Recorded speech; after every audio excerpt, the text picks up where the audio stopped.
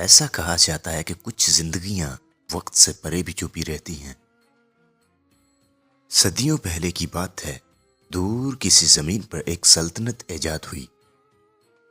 جس سلطنت کی سرحدیں زمین پر دور دور تک پھیلی ہوئی تھی۔ ہزاروں سال پہلے عرب کی زمین پر ایک ایسی قوم آباد تھی۔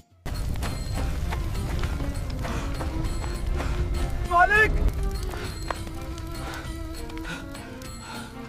ہمارے کھیت سب جل گئے۔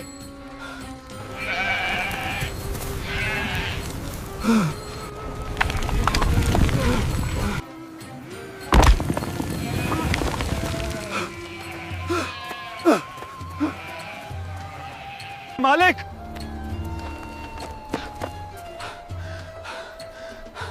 تمام جانور مر گئے۔ یا اللہ، یا اللہ، سب اونٹ مر رہے ہیں۔ مالک، تمام اونٹ مر گئے۔ مالک، محل کے گودام خالی ہو چکے ہیں۔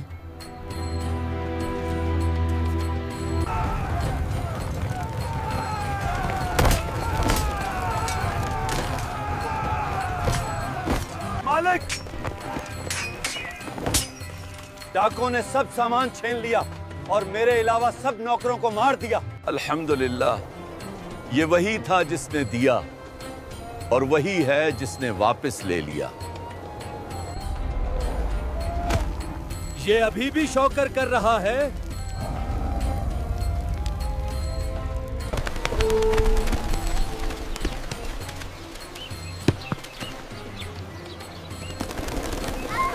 تم سب میرے دل کے ٹکڑے ہو، اللہ تمہیں سلامت رکھے۔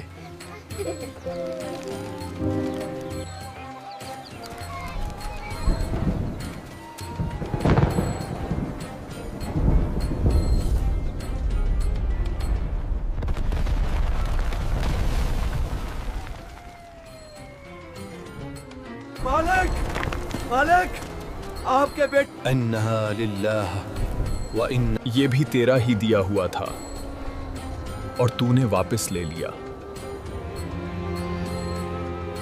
اے رب، ایوب پھر بھی تیرا شکر گزار بندہ رہے گا۔ اے ابلیس، تو نے دیکھ لیا، ایوب پھر بھی میرا شکر گزار بندہ ہے۔ آپ نے کہا تھا وہ اس لیے شکر کرتا ہے کہ اس کے پاس ہر نعمت موجود ہے۔ ہر آزمائش ڈال کر دیکھ لی، کیا اب بھی کچھ باقی ہے؟ اجازت دو، مجھے تھوڑی سی مزید اجازت دو۔ اجازت دو، اس کا جسم ابھی بھی سلامت ہے۔ اجازت دو، اب مجھے نہیں جانا۔ تو اسے آزما، لیکن میرے بندے ایوب کے دل کو نہ چھونا۔ اب شروع ہوگا اصل کھیل۔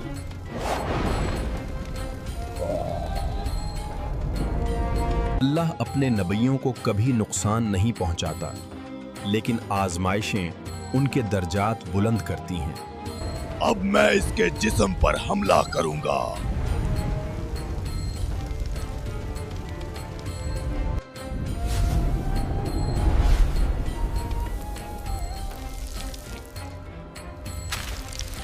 اور یوں وہ عظیم انسان جو ساری عمر صحت مند رہا، جو طاقت، وقار اور نشاط کی علامت تھا،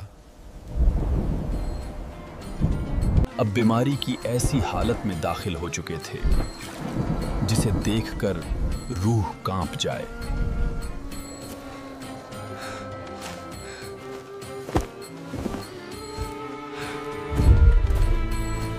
ان کی حالت دیکھ کر تو جان نکلتی ہے۔ ہم دور ہی رہیں بہتر ہے۔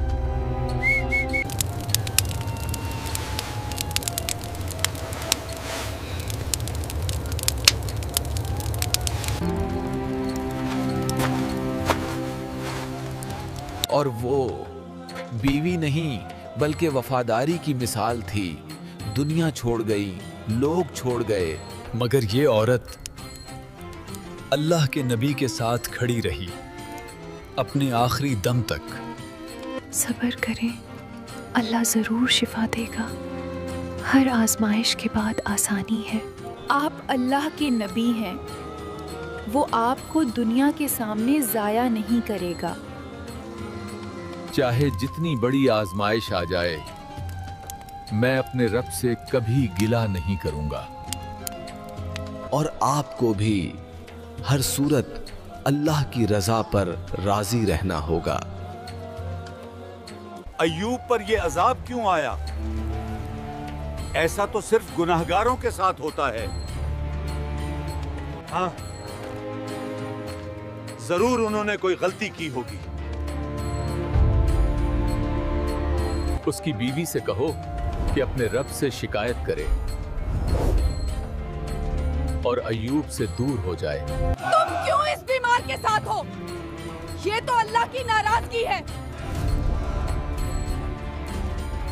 اسے چھوڑ دو, یہ کبھی ٹھیک نہیں ہوگا. خاموش رہو. ایوب اللہ کے نبی ہیں.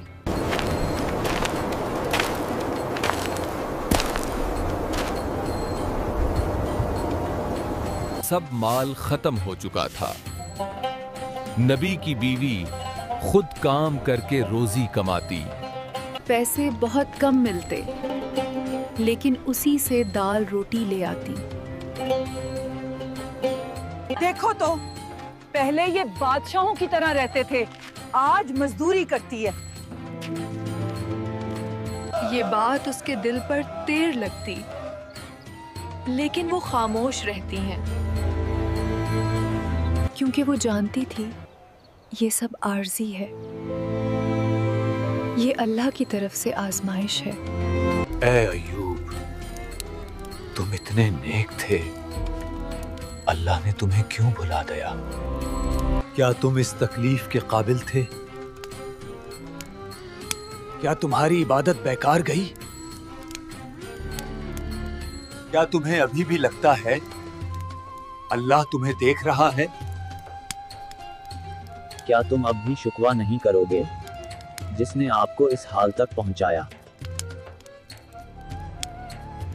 دور ہو جا شیطان. میں اپنے رب سے شکوہ نہیں کروں گا. اللہ مجھے دیکھ رہا ہے, وہ میرے ساتھ ہے.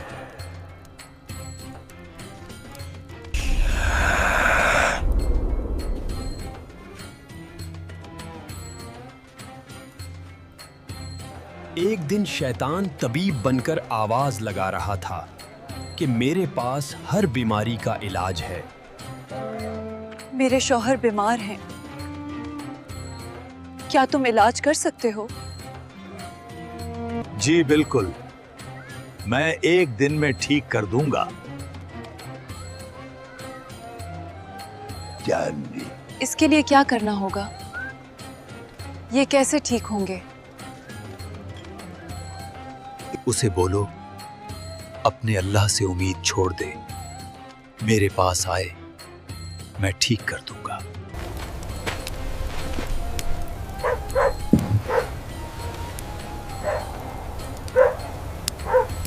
آج ایک طبیب ملا ہے, وہ کہتا ہے کہ وہ آپ کا علاج جانتا ہے. اس نے کہا اپنے اللہ سے امید چھوڑ دو, میں جنات کی طاقت سے علاج کر سکتا ہوں. میں جانتا ہوں تم میرا خیال رکھتی ہو, لیکن ایسے طبیب کے پاس کیوں گئی؟ کیا تم یہ چاہتی ہو کہ علاج کی خاطر میں اپنے اللہ سے امید چھوڑ دوں؟ مجھے اکیلا چھوڑ دو. تمہاری یہ بات میرے دل پر بہت گہرا زخم چھوڑ گئی ہے.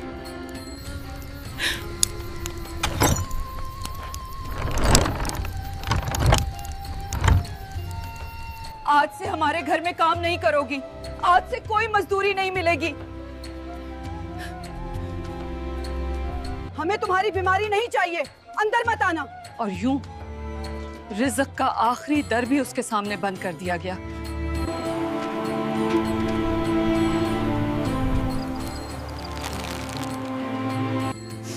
میرے آقا، آج میں کام پہ گئی تھی لیکن وہ مجھے کام سے روک دیا۔ اے میرے آقا، آج کے بعد ہم کیا کھائیں گے؟ کچھ بھی باقی نہیں بچا۔ اے میرے آقا، میری پچھلی غلطی معاف کر دیں، میں آپ کے بغیر نہیں رہ سکتی۔ طبیب کے پاس اس لیے گئی تھی کیونکہ آپ کو اس حالت میں نہیں دیکھ سکتی، لیکن میں اللہ سے نا امید نہیں ہوں۔ بس یہ چاہتی ہوں کہ آپ اللہ سے دعا کریں۔ میں آپ کو معاف کر دوں گا، لیکن میں نے ایک قسم اٹھا لی تھی۔ قسم یہ اٹھائی تھی کہ ٹھیک ہونے کے بعد آپ کو 100 کوڑے ماروں گا، لیکن اتنی بڑی سزا آپ کو نہیں دے سکتا۔ آپ تو میری وفادار ساتھی ہو، لیکن آپ پریشان نہ ہوں، اللہ تعالیٰ اس مشکل کا بھی کوئی حل نکالے گا۔ اے میرے رب، مجھے دکھ نے گھیر لیا ہے۔ تو سب رحم کرنے والوں سے زیادہ رحم کرنے والا ہے۔ یہ شکایت نہیں تھی، یہ درخواست بھی نہیں تھی، یہ صرف محبت بھرا اعتراف تھا ایک بندے کا اپنے رب سے۔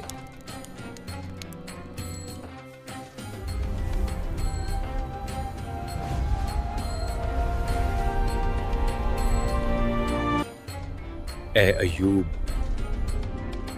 اللہ نے تمہاری پکار سن لی ہے۔ تم صبر کرنے والوں میں سب سے بلند ہو گئے۔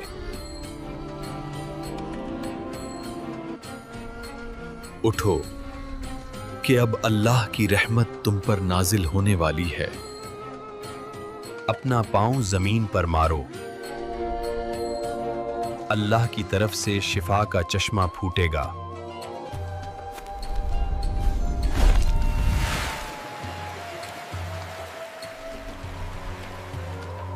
یہ پانی عام نہیں تھا، یہ رحمت کا چشمہ اور شفا کا پیام تھا۔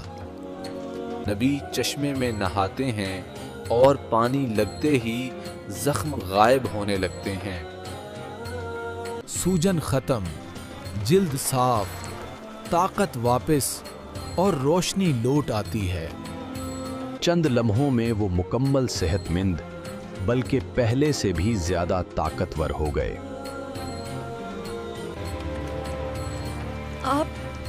آپ کون ہیں؟ میں تو اپنے شوہر کے لیے کھانا لا رہی تھی۔ میرے آقا،